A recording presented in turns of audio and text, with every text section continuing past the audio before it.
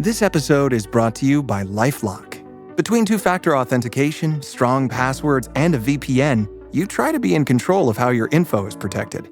But many other places also have it, and they might not be as careful. That's why LifeLock monitors hundreds of millions of data points a second for threats. If your identity is stolen, they'll fix it, guaranteed, or your money back. Save up to 40% your first year. Visit lifelock.com/podcast for 40% off. Terms apply. Ryan Reynolds here from Mint Mobile. With the price of just about everything going up, we thought we'd bring our prices down. So to help us, we brought in a reverse auctioneer, which is apparently a thing. Mint Mobile Unlimited Premium Wireless. How to get 30, 30, bit to get 30, bit to get 20, 20, 20, bit to get 20, 20, bit to get 15, 15, 15, 15, just $15 a month? Sold! Give it a try at mintmobile.com/switch. Upfront payment of $45 for 3-month plan equivalent to $15 per month required. New customer offer for first 3 months only. Speed slow after 35 gigabytes if network's busy. Taxes and fees extra. See mintmobile.com.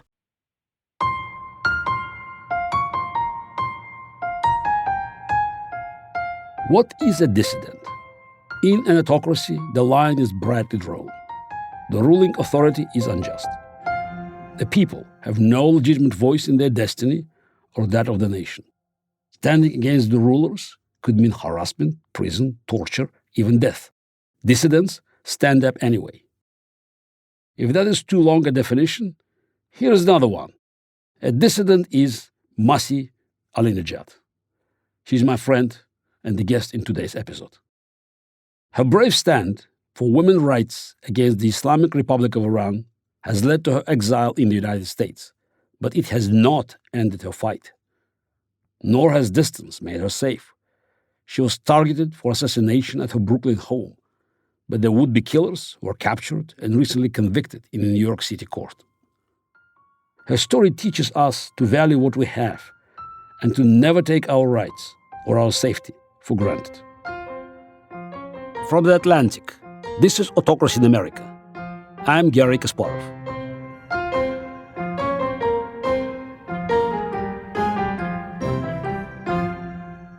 Since the Cold War ended, and with it the categorical good and evil contrasts it contained, many people lucky enough to have been born in a free country, especially America, have begun to forget how lucky they are. Of course, many Americans have started thinking about their freedoms a lot these days, but not for the reasons I would have hoped.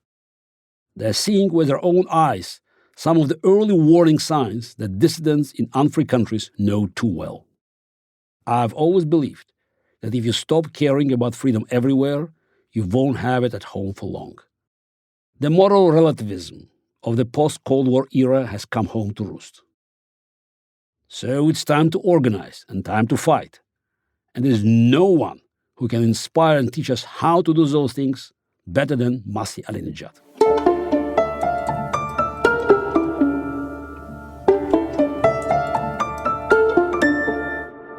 Hello, Masi. So good to see you. Always good to see you, Garry. You are my brother in arm. You're my sister in arm. So where do we start? There's so much I want to talk to you about. Okay.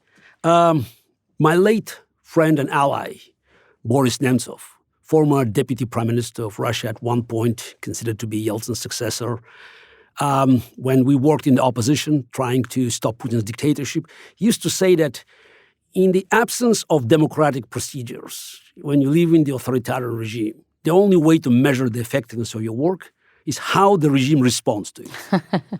And judging by the response of Iranian dictatorship, religious dictatorship to you, assassination attempts, kidnapping attempt, I mean, it seems you are number one on their hit list, enemy number one of Iranian mullahs. So how come that the regime that every day, every hour demonstrates contempt for women is so afraid of you? To be honest, it's a badge of honor. Garry, I was on the phone with you when actually the guy with AK-47 came in front of my house in Brooklyn. We were on a Zoom meeting with our friend Leopoldo Lopez, and it was a very tense meeting, if you remember. So I didn't open the door. So basically, you saved my life. I could have been dead. The regime, whatever I do, it made them mad and very angry with me. And they hate me so much that they really want to get rid of me. Sometimes I say to myself that, does it work? Like, first kidnapping plot, and then the guy got arrested with AK-47. I thought, it's done. That's it. And then 2 more men, a few days after a presidential election here in the United States of America, got arrested. So, but think about it. I'm thinking about it, but our listeners should understand. So why so serious? Why you? Why these dictators are so scared of dissidents that have nothing but Instagram, Twitter, X, and just the power of word? That's a very good question, but I think we should not downplay the power of women in Iran. Yes, of course, there are 3 pillars that, the Islamic Republic based on 3 pillars: death to America, death to Israel, and the 3rd pillar is women. So I strongly believe the reason that they really hate me and they want to kill me, it's because I know how to mobilize women. So I remember the day when I started my campaign against compulsory veiling, I was like myself shocked how I got bombarded by women, young women inside Iran, sending me videos of themselves walking unveiled, which is a punishable crime, Garry. It's like if you walk unveiled, you get fined, you get lashes, you get killed. But women were practicing their civil disobedience, so it was not just about a small piece of cloth. When women can say no to those who control their body, these women can say no to dictators. And that scares the regime. Because right after the Islamic Revolution, so the Islamic Republic actually forced the whole, the half of the population to cover themselves. Why? Because compulsory veiling is the main symbol of a religious dictatorship. It's their, we women are forced to carry their ideology. If we say no longer we're going to carry your ideology, of course they hate us. Okay, let's go a bit deeper, in history. So let's start with you and Iran. You had been working in Iran and you were critical of the regime. I was a parliamentary journalist. You're a parliamentary journalist. I got kicked out from Iranian parliament just because of exposing their pay slips, their salary. Okay, fine. So when did you leave Iran? 2009, the presidential election happened, controversial presidential election. They stole the... You call it controversial? It was... Actually, I call it selection, Garry. Yes, okay. We don't have election in any authoritarian regimes at all. So I do know that. Yeah, it was a selection. But at the same time, I had hope. I have to confess that. I had hope that this regime can be reformed. So millions of Iranians, they had hope that we can reform the regime. So we tried. By voting. By voting. By voting for so-called reformers. So-called reformists. We tried that. Many times. It didn't work. And that's why, me and many people who believed in reform, green movement, they left Iran. So there was the election and they stole the election. It seemed that the reformer won, and then it was, they call it green revolution, but the world ignored it. President Obama turned a blind eye on it. Not only that, President Obama found an opportunity that, wow, the regime is weak, so then he could get a deal from the Ayatollahs. And guess what? Right? I'd never forget the time when people were chanting, Obama, Obama, you either with us or with them. You know why, Garry? Because Obama in Persian means he is with us. U means he. Ba means with. Ma means us. Wow. I know. So you left Iran, because I also remember when I left Russia, and decided not to come back because, I was already part of this ongoing criminal investigation about political activities. Yeah, what's happened with you 2009? Any specific, reason? Of course, you were treated with at least suspicion by the mullahs and by their henchmen. But anything else happened in 2009 so that you sensed it's time to leave? In 2009, Garry, I didn't make the decision to leave my country. I came here to do an interview with President Obama. When I came here, the Green Movement happened, and the administration got cold feet. Because they told me if they give the interview to me, I was working for the Reformist newspaper, which belonged to one of the presidential challenger. So they thought that because we're supporting the Green movement, if they give me the interview, the U.S. will send a signal to the regime in Iran that the United States of America is supporting the Green movement. So tell me, what is wrong if a democratic country supports? It's amazing. It's pro-democracy It's such an easy way to send a subtle signal without a direct offer of support to the movement by just giving an interview, and they just turn you down. Basically, Obama ruined my life because I was here, I couldn't get the interview, and I didn't know what to do. And what did come next? Nothing. I couldn't go back because the Iranian regime shut down the newspaper that I worked for. They arrested thousands of innocent protesters. They killed more than 100 innocent people in Green movement. And I was telling President Obama, if I get the interview, I'm going to go back because they're not going to touch me because the U.S. government going to actually put pressure on them. But I didn't get the interview. And I mean, my heart was broken because I think there was nothing wrong by sending a signal to the regime, by giving interview to a pro-democracy journalist and saying that, yes, we proudly support the Green movement. We proudly support innocent people of Iran. After, I think, 6 years, I saw Hillary Clinton in a party. And I kind of grilled her. And I said, I'm here because Obama's administration never accepted to give me the interview. Now I lost my country. I am stuck here in America. And I said that basically I don't want you to help us or to save Iranians. I want you to at least stop saving the Islamic Republic. That was my point. And what happened, Hillary Clinton, I have to give her the credit. She actually went public. After that, she said that big regret. The Obama's administration should have supported the Obama recently after, the 2022 uprising, Women, Life, Freedom. President Obama himself said big regret. But in what cost? A lot of people got killed. After 10 years, President Obama said, yes, we should have supported the Green movement. It is beyond sad that leaders of free world do not understand that they have to stick with their principle instead of just empty condemnations or empty words of solidarity or supporting. They have to put principle into actions. I'm a bit hesitant asking you this very tough question because it's also very close to my heart. When I left, I was just decided not to come back to Russia to face imminent arrest. So I didn't think that it would be for such a long period. And maybe, again, it's indefinite. I'm not sure I ever would be able to come back. I still hope that, I'm young enough, just to see the change in Russia. But what it's not 12 years, it's 16 years. So when did you leave? Or when you decided not to come back? Yes. When you realized that, this return to Iran would be a dream. And just an instant arrest or worse. So what did you feel? Sometimes I really feel miserable, Garry. I have to, you're my brother, and I have to admit that. I'm an emotional person.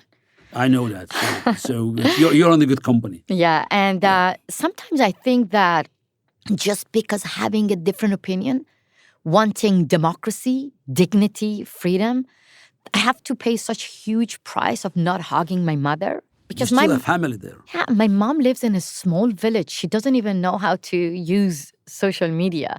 So when my brothers or, my family, when they go there to visit her, this is just an opportunity. I can talk to her. But guess what? Now talking to me is a crime. The Iranian regime created a law under my name. If anyone send videos to Masih Alinejad or talk to Masih Alinejad will be charged up to 10 years prison. So they interrogated my mother for the crime of sharing her love with me. And now my mom cannot talk to me. And now my brother, my family should be careful. If they talk to me, they have to pay a huge price. You see, I have family, but it's like I don't have them. Why? Because I want freedom. Because I want democracy. And that's my crime. Sometimes I think that I won't be even able to hug my mother. I forget their faces. I want to hug them. I want to touch my mom's face, my father's face. And guess what, Garry? Because of all these trauma, because of all these, it's not easy to handle them. So I planted trees in my Brooklyn garden to honor my mother, to honor my father. So I named a tree, cherry blossom tree after my mom's name in my Brooklyn garden. And now I'm not even able to see those cherry blossom trees because I had to move. I mean, in 3 years, the FBI moved me more than 21 times. Dictators first forced me to leave my mom, and now being away from my cherry blossom mother. It was a beautiful tree. My father, so because he disagreed with my ideas, I planted a peach tree and I put it in the backyard garden. I don't want to see you, but be there because I love you. You just said that your father disagreed with you. So you have your family not on one side, it's split. Yeah, it's like Iran. Mm-hmm. On the map, we have one country, Islamic Republic of Iran. But in reality, we really have two Iran.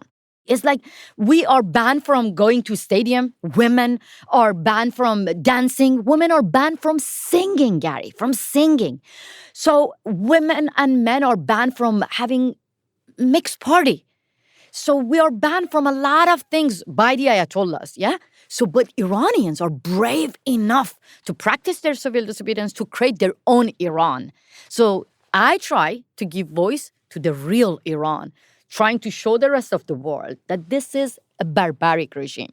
When you go to my social media, you see the true face of Iranian women, brave people of Iran. You see the face of mothers whose children got killed, but they bravely share their stories. I never forget the day when the head of the Revolutionary Court created a law saying that anyone send videos to Masi will be charged up to 10 years prison. So I shared this video because I wanted to let my people know about the risk. Guess what, Garry? I was bombarded by videos, this time from mothers whose children got killed by the regime, walking on the same street that their children got killed, holding the picture and saying, "Hi, Masi. This is the picture of my son, and I am in the street where my son got killed. I'd rather go to prison, but not be quiet, be my voice." This is the Iran that I'm proud of. So these women are like women of suffrages, like women, like Rosa Parks of my country. So that's why I use my social media to echo their voices, to continue my fight against the Islamic Republic. As I told you, they kicked me out from Iran, but they couldn't kick me out. Like my mind, my heart, my soul, my thoughts are there. And I'm still fighting with them.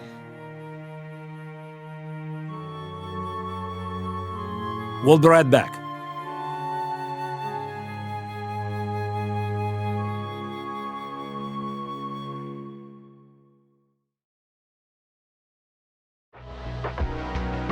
Leading a business today means constantly adapting. On the Executive Insights podcast, brought to you by AWS, global leaders share how they're making tough calls, testing bold ideas, and putting innovation into practice, generative AI included. If you're looking for real stories behind what's working, this is it. Subscribe to the Executive Insights podcast today, available now on all major podcast platforms. I already love same-day delivery with Shipt, but it's so much better since I signed up for Target Circle 360. Why? Because I no longer pay price markups from the majority of stores through Shipt. Only a handful of alcohol retailers and items don't count. That means no markups on groceries, pet food, even home goods and makeup. So to recap, I have more time to catch up on life while someone shops for me, and I spend less. It's a win-win. Order now at shipt.com/360. Terms apply. You mentioned Rosa Parks. One of the heroes of human rights movements, all Americans who wanted to fight for equal rights for their compatriots, no matter the religious, racial, or ethnic differences. But that's, I think, where we can lose our audience here and Americans, because they always try to see that it's through the same lens. Yes, it's heroic, yes, it's difficult, and look what we did. Mm-hmm. We should explain to them that it's not the same, because all levels of power, that's on the other side. Yeah. We have no courts can actually save us in Russia or in Iran or in Venezuela. So facing the obstacles in our part of the world is very different than facing the obstacles in the free world, whether it's 60 years ago or now. But, this kind of hypocrisy, I think it's just, I know. Yes. It breaks my heart. I look at the smile on your face. Yes, of course you know that. But I think it's very important for people to understand. While, we all can appreciate the activities of Me Too, yes, there are many things that were just, you can right the wrongs. But this is not the same as women's situation in Iran, or even worse, in Afghanistan. Mm-hmm. So let's talk about it. Let's talk about, this is very different treatment of human rights in the United States or European democracies versus the rest of the world, where somehow we hear, even from those who are fighting for, publicly here for the values of equality, justice, racial equality, gender equality, whatever. But somehow they become very shy talking about Iran, Afghanistan, or other dictatorships, and they even talk about some kind of, it's just their culture. Answer them. You called it hypocrisy. I'm Garry, trying to be diplomatic, so I know, I'm a host of the show. Yes. I call it absolutely betrayal. Oh. Not only to human rights and women's rights values, but also it's a betrayal to their own sisters in Afghanistan, in Iran. Let me just tell you why I call that the biggest enemy of the women in Iran and Afghanistan, unfortunately, are the Western feminists. And I'm telling you why. When I was fighting against compulsory veiling in America, when I launched my campaign against compulsory hijab, when I came to America, I saw Women's March taking place in America. I was so excited when people here were chanting, "My body, my choice." And I was marching with them. Oh, Garry, you have to see my video. I was so excited, putting a headscarf on a stick and chanting, "My body, my choice." People were replying, "Her body, her choice." And I thought, this is the America. I called my friend in Iran and I said, this is the first time I'm demonstrating, I'm protesting, no one killing me, no one arresting me. It was shocking for me that looking around the police. Police is protecting me. Protecting me to chant "My body, my choice." I got arrested by morality police in my country. I was imprisoned by police in my country. I was beaten up by morality police in my country. When I was pregnant, I got arrested and I was in prison. So when seeing the police in America protecting me, chanting "My body, my choice," I was crying out of joy. I reached out to the same Women's March people and I said to them, now it's time to support the women of Iran, to fight against the Islamic Republic, the Ayatollahs. And, Iranian women say no to forced hijab. They all were like, shh. I was being labeled that I cause Islamophobia. Why? Because they always say that, that's your culture, Cultural relativism became a tool an excuse in their hand to support the Ayatollahs to oppress women more. I'm saying that, using all these narratives to actually sending a signal to Islamic Republic that whatever you do, we don't care. So what breaks my heart, when Boko Haram actually... Haram, let's clarify. Boko Haram is Islamist terrorist organization in Nigeria that had a very bloody record of prosecuting Christians in the country. And, of course, their first target is girls. Exactly. What happened? Michelle Obama and Oprah, Hillary Clinton, a lot of Western feminists supported a campaign, "Bring our girls back." Beautiful. Where are they? Where are the Western feminists? Why there is no Women's March for women of Afghanistan? The situation of women in Afghanistan is exactly like The Handmaid's Tale, which is a fiction. People in the West buying popcorn, sitting on their sofa, watching The Handmaid's Tale. Fiction. Your fiction is our reality. It is happening right now. The apartheid against women is happening. But when this is in The Handmaid's Tale, it's a bunch of white women. So being denied their rights, being raped, forced to bring children, all wearing same dress code. This is the situation in Iran. This is the situation in Afghanistan.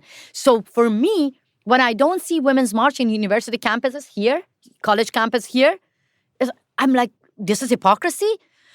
And when it comes to have policy against terrorism, one day Obama's administration comes and go, and then Biden administration comes and go, Trump administration comes and go, and they undo all the policy of the other president. They don't understand that when it comes to terrorism, America should have only one policy. Believe me, the Islamic Republic, they don't care whether Trump is in power or Biden is in power.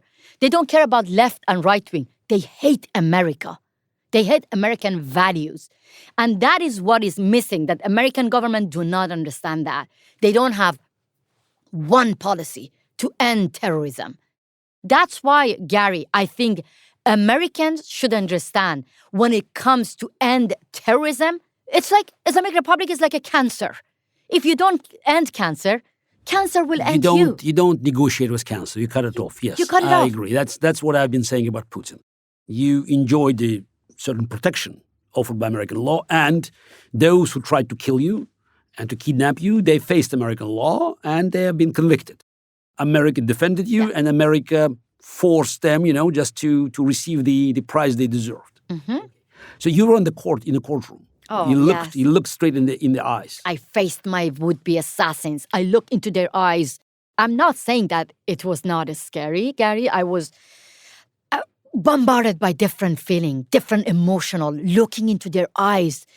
You were trembling. I was like crying back door in the arm of the FBI agents who were protecting me. But immediately when I walked into the room, when I saw there was a female judge, I was like, this is what we are fighting in. I'm emotional.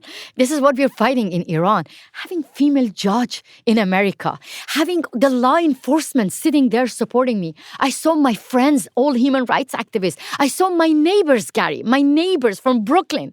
And I was like, whew, how lucky I am. This is what the Iranian people want to have. Justice. This is the beauty of America. And I was like, felt the power to look into their eyes and testify against the killers. Now, having all these experiences, do you think that America is in any danger of sliding into the authoritarian direction? Do you think that Americans take this freedom for granted? Because you have plenty of experience, both as an American citizen, as one of the leaders of the global dissident movement. So is America is facing the real challenge of fundamental freedoms that Americans enjoyed over generations for 250 years, they could be somehow in jeopardy?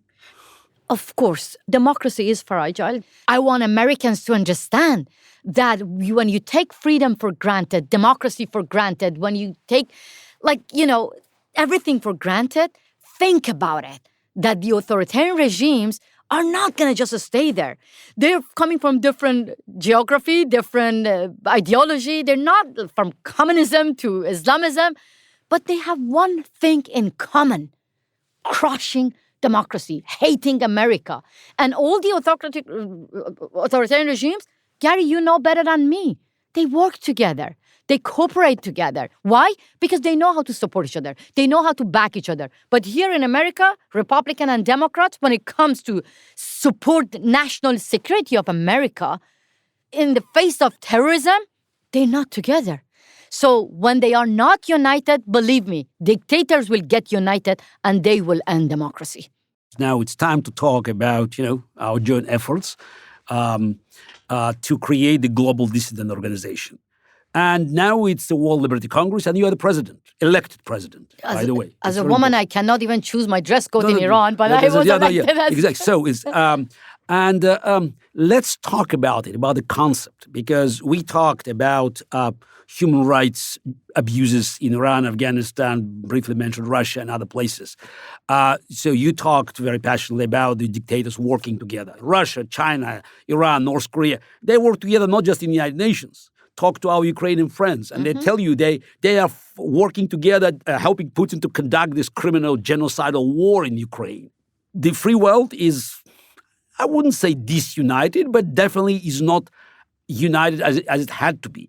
So we tried to bring together dissidents who saw it, just with their own eyes, who suffered from these power abuses, whether it's in Africa, it's Middle East, in Latin America, it's in Asia, it's Eastern Europe, Russia, Belarus, Central Asia. Unfortunately, there are too many countries that just are now living now under some kind of authoritarian or totalitarian rule. So we created this organization, and we want to have a powerful message of these combined forces of people who otherwise, had very little in common, but recognizing that it's time for us to have it's like a Dissidents International to do what? I'm sure you're not going to like that, but the only thing that we should learn from dictators is unity, because you said that they are united. So our organization is trying to actually teach the leaders of democracies that they have to be as united as dictators and work together when it comes to end authoritarianism, which is, as you said, increasing every year. And we had our first General Assembly in Lithuania. These are the true dissidents who survived assassination plot, leading movement within their own country in Africa, all over the authoritarian regimes. So we need to get together and bring the wall of dictatorship down. Otherwise, democracy is going to go in recession forever. So I want to invite everyone to actually learn about World Liberty Congress and our joint efforts and understand that this is the time to support the dissidents who are warning the rest of the world that dictators are expanding their ideology everywhere in democracies as well. Yes. So, of course, I have to mention Anna Applebaum, who started this concept, autocracy in America. She talked about it in a very scientific way. So obviously you are offering more emotional, and actually first-hand experience. First-hand experience, yes, not emotional, Garry. Yes. Let me tell you something. The guy who was trying to kill me was from Russia, Russian mobster, yeah? And the kidnapping plot, as the FBI, revealed, yes. Exactly. When you read the indictment, they say that they were trying to take me from Brooklyn to Venezuela. Why Venezuela? It's a part of the same network, yes. Exactly. Yes. So that actually shows you this network from Russia, Iran, Venezuela, China, North Korea. They're not only supporting each other, sharing technology surveillance within their own authoritarian regime to oppress and suppress uprising, they also using this for transnational repression beyond their own borders in democratic countries. That should be an alarm for everyone.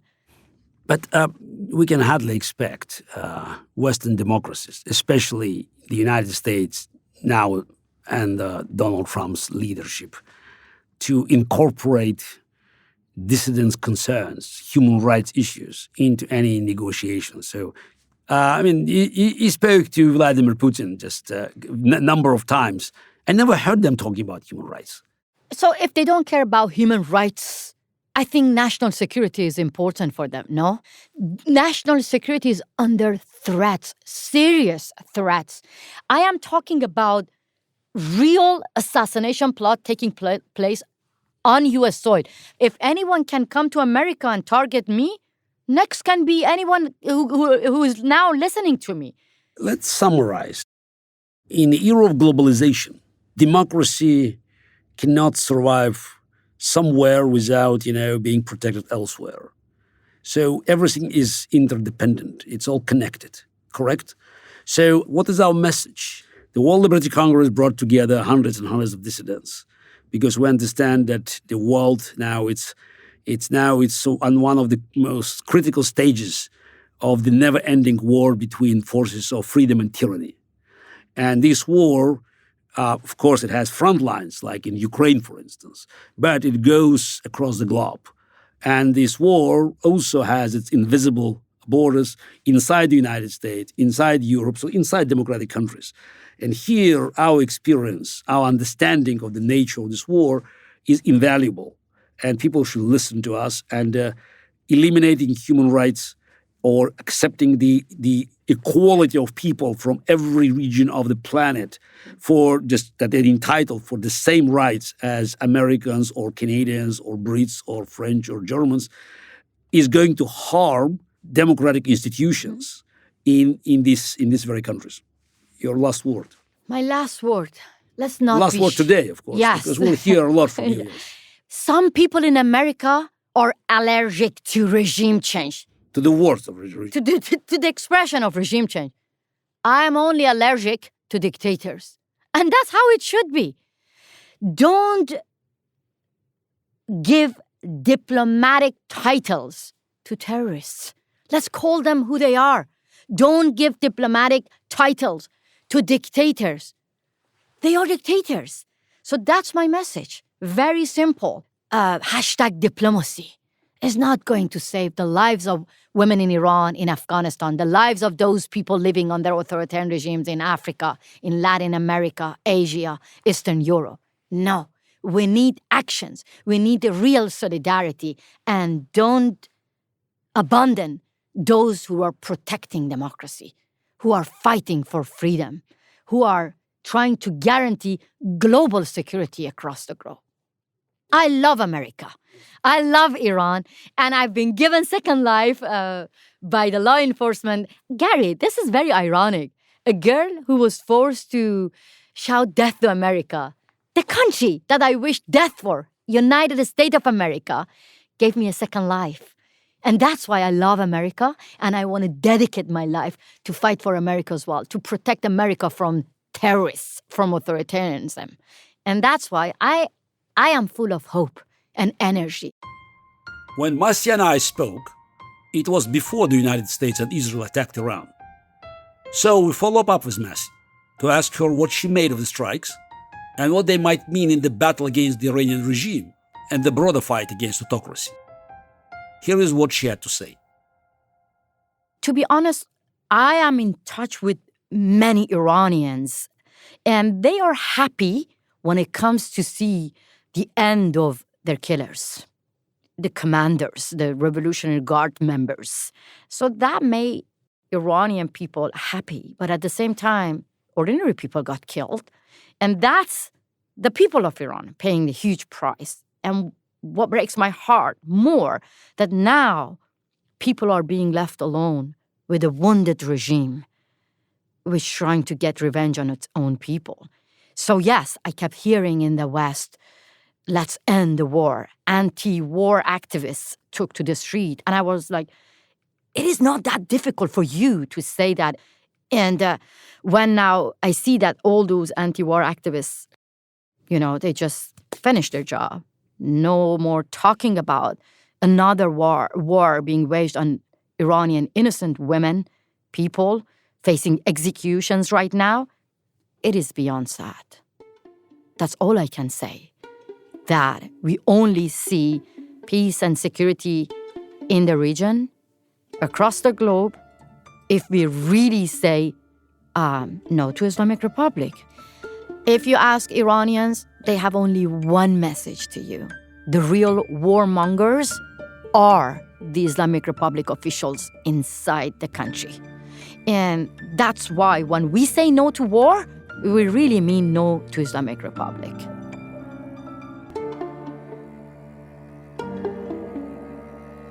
This episode of Autocracy in America was produced by Arlene Arevalo and Natalie Brennan. Our editor is Dave Shaw.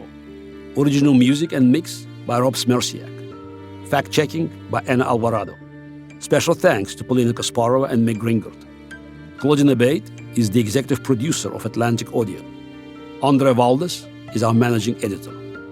Next time on Autocracy in America, this virus of isolationism, which isn't a coherent ideology itself, it's a knee-jerk reaction to the external world, can go through a long period of being irrelevant and then suddenly reappear. And I attribute this in part to a failure in both political parties ever since the collapse of the Soviet Union.